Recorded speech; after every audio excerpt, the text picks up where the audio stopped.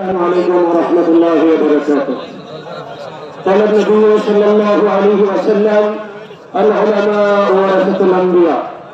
معزز محترم কালিয়াপুর উপজেলা উলামা পরিষদ ও কালিয়াপুর উপজেলা উলামা কল্যাণ পরিষদের ইউনিয়ন এবং ওয়ার্ড পর্যায়ের দায়িত্বশীল এবং মাদ্রাসার মুহতামিমিন আইম্মা খুতাবা সর্বস্তরের উলামায়ে কেরাম আজকে চৌধুরী তানভীর আহমেদ সিদ্দিকী সাহেবের বাড়িতে ওনার সহধর্মিণী ব্যারিস্টার ইশরাক আহমেদ সাহেবের সুযোগ্য মাতার দোয়ার আয়োজনে আজকে যারা এখানে উলামা পরিষদের কল্যাণ পরিষদের আহ্বানে যারা উপস্থিত হয়েছেন এবং ব্যারিস্টার ইশরাক আহমেদ সাহেবের দাওয়াতে যারা অংশগ্রহণ করেছেন সকলকে আন্তরিকভাবে ধন্যবাদ জানাই এবং উলামায়ে কেরামের পক্ষ থেকে আমাদের ব্যারিস্টার ইশরাক আহমেদ সাহেবের কাছে বিনীত আরজ এবং দাবি থাকবে, বাংলাদেশের উলামায়ে কেরামের কাঁধের ওপরে কাঁধ রেখে হাতের ওপরে হাত রেখে অনেকেই ক্ষমতায় এসেছে,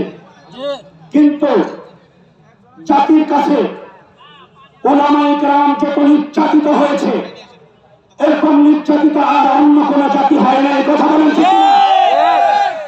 আমরা উলামায়ে কেরাম এই কালিয়াপুরের গাজীপুর এক আসনের উলামায়ে কেরামের পক্ষ থেকে ইশরাক আহমেদ চৌধুরী সাহেবের কাছে এটাই আবেদন জানাতে চাই, দরখাস্ত জানাতে চাই, বাংলাদেশের সংসদ ভবন আপনাকে আল্লাহ তাআলা নেবেন, কিন্তু ওই জাতীয় পবিত্র সংসদে বসে যেন কোরআন সুন্নাহ বিরোধী কোন আইন পাস না হতে পারে এইটার ওয়াদা আমাদেরকে দিতে হবে।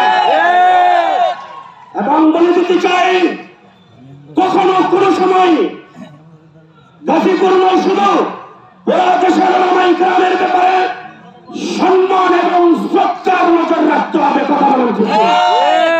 যদি আপনারা রাখতে পারেন, উলামায়ে কেরামদেরকে যদি মহব্বতের নজরে রাখেন, আল্লাহ তাআলা আপনাদের স্থান অনেক উঁচু মাকামে নিয়ে যাবেন। কথা বলেন ঠিক না?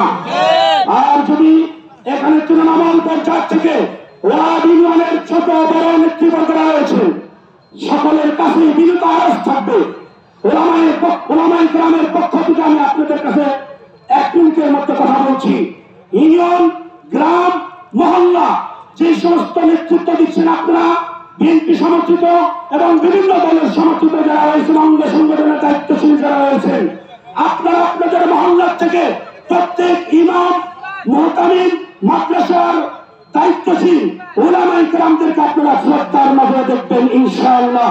উলামায়ে কেরামের দায়িত্বেই আপনাদের ইনশাআল্লাহ সম্মানিত স্থানে আপনাদেরকে নিয়ে যাবে। আল্লাহ যেন কবুল করেন। নাসরুম মিনাল্লাহি ওয়া ফাতহুন করিম।